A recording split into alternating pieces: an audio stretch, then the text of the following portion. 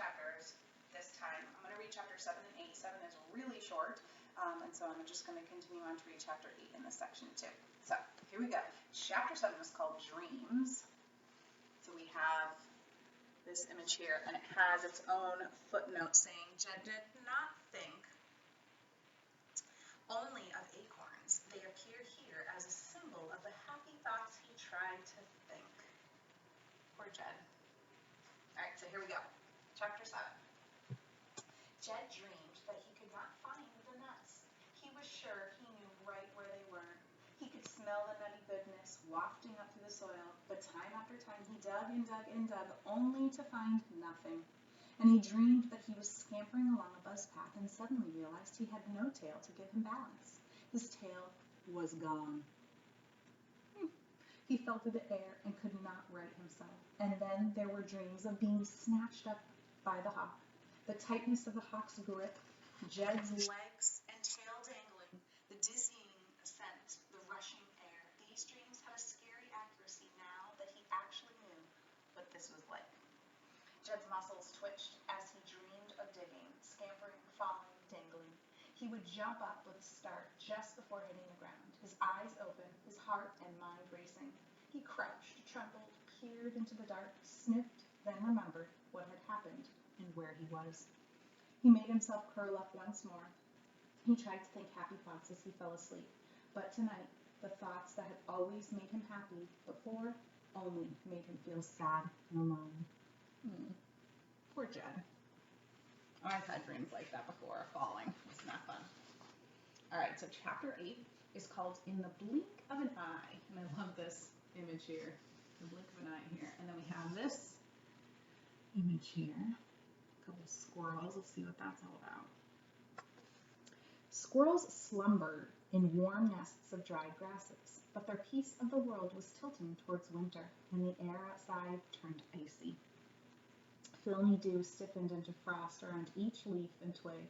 When the sun rose, the frozen crystals sparkled like a million diamonds, but only for a moment. Sunlight melted the diamonds into water, and the frosty air lost its bite. The autumn trees glowed golden. Around the grove, creatures of the night grew drowsy, blinked, and closed their eyes. The creatures of the day woke up, felt a little hungry, called out to one another. As Jed awoke, his dreams evaporated. They left behind a sticky feeling, but he willed it away. He counted his blessings on his fingers. 1, not eaten by the hawk. 2, landed in a foreign but friendly country. 3, there is food. He had 2 fingers left, but that was enough, he figured, for starters. There was a chattering close by, and Jed listened, getting his ears used to the reddish accent again before jumping into the day. He soon realized that they were talking about him. Anyone as can escape from a hawk. Well, there is a thing I have not heard before, said a high and scratchy voice. I hear you thinking it's true then, said another, lower voice. Well, and if it is, Mule he should be king or something, said the first. Teller of tales, maybe, said the second. King or something like that, said the high voice. Governor, maybe, or hero. Being lucky don't make you a hero. If it does, if you ask me, luck is catchy. Nobody asked you, though, did they?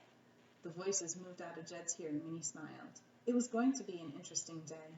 He took a deep breath, stepped outside, and looked around. And though, just for an instant, thought just for an instant that he saw 2 gray squirrels through a gap between branches. Not any 2 gray squirrels, but his best friends, Chai and He blinked his eyes. He rubbed them with his paws. When he looked again, sure enough, the gray squirrels were gone. His imagination, I didn't know I was such a sap, he said to himself. Before he could think about it further, 3 reddish squirrels joined him on his limb. They wanted to hear again the story of how he escaped from the hawk. Tell about the wolf, said the squirrel, called. There was no wolf, said Sam. Just tell it then, said how you escaped and all. But first, the snatching bit. The snatching bit is the start of it. They settled themselves in the nearby branches to listen. It's nice when someone wants to hear your story, especially when you're in a strange new place. As Jed told it, more of the reddish squirrels drew close. Some of them shouted prompts when they thought he might be leaving something out. Maybe it was because they were sitting so still, mostly, but they heard a rumbling sound start up in the distance. It was an unnatural sound, which rose and fell. Jed paused, and they all listened. Maybe he saw us out there, said Chuck, and we don't pay it no mind. They listened for a moment more, but no one could identify it. They decided it was too far away to worry about. Tell us the escaping part, urged Sam. That's the best part. Teach us the secret trick, said the escaping from Hawk's trick. It wasn't a trick, exactly, Jed told them. It was remembering everything he knew about Hawks. It was trying to stay calm and focused. And, he added honestly, it was a lot of pure luck. The trick, they called out. Teach us the trick, they began to chant. The trick, thump, the trick, thump. Teach us all the trick. The thumps were clapping and foot stomping. It wasn't much of a sound, just a beat.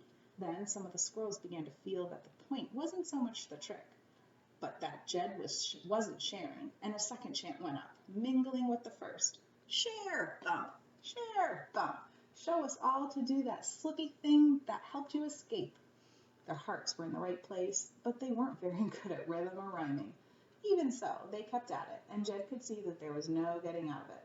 He jumped to the ground, and everyone followed. He told them to form a circle around him. First, they did some stretches. They took deep breaths. After that, he instructed them to first tense up all their muscles and then relax them. A crash course in high tree. Like water, he kept saying. Make your muscles like water, and you can slip through the cracks. The squirrels swayed and wobbled as they tried to figure out how to be like water.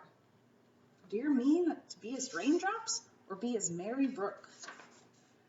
Asked Sam, undulating his arms gracefully.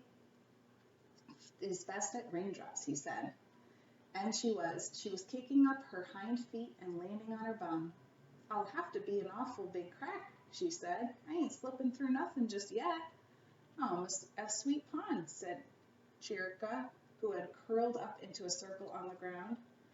She yawned, then started to laugh. Oh, be a pond then, too, said. Looks safer. Chuck concentrated on the teasing up, then tensing up, then relaxing exercise. He ignored the bunny hop line of bouncing squirrels that was forming. Bunch of twits, he muttered. We ain't but mere drops in the mighty stream, Sam sang out from the hopping queue. Things were falling apart fast. Jed didn't really care, but he thought he'd try to at least wrap it all up. Okay, he shouted. The bouncing line was traveling in a circle around him, and he was able to get everyone to turn and face him again. One last time, he said.